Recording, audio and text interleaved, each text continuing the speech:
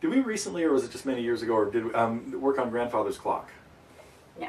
Okay. I never worked on that. Okay. Uh-oh. No, it's really easy. Oh, okay. Okay. And it would be a good song for you to try to play completely by ear. Okay. Well, Do you know the tune? know it.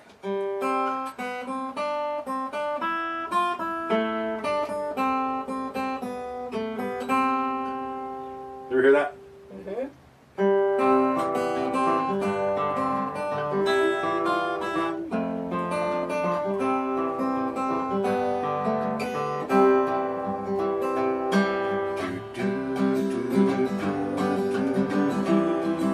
Now, if I'm strumming, when I go to F, I have to do this. Blunted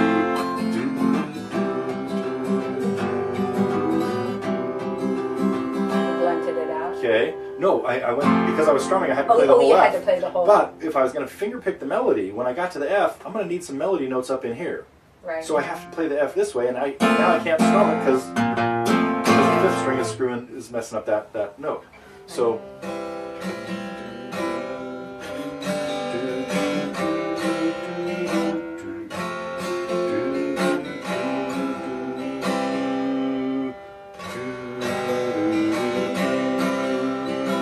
You hear it? Okay, yeah. Do it again. Yeah, okay. Just strum it.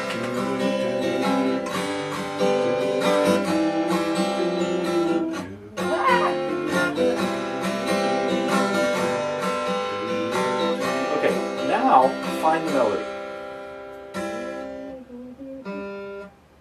It actually starts there. Right, it starts with two of those. Do you hear that? Wait, so if we were to... We need two of those. Bom, bom, bom.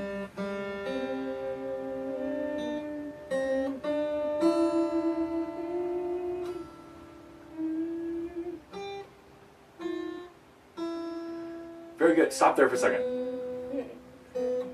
You did something. You did a couple things that were really good. So first, let me give you a little pat on the back. So, After I messed everything up. no, and that is,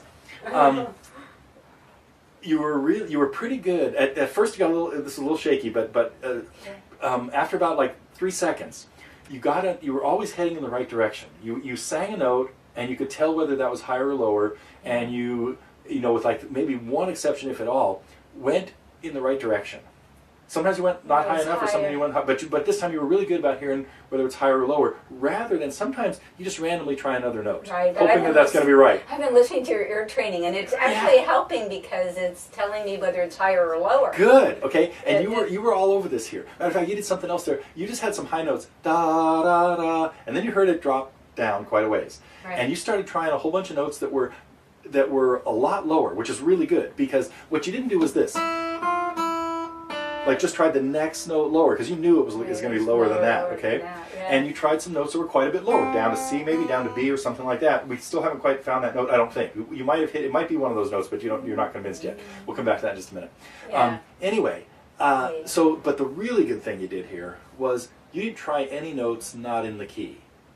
You didn't accidentally go to a note not in the key of C. When you were thinking about the next note higher, you went... Now, this might have just been kind of subconscious or luck.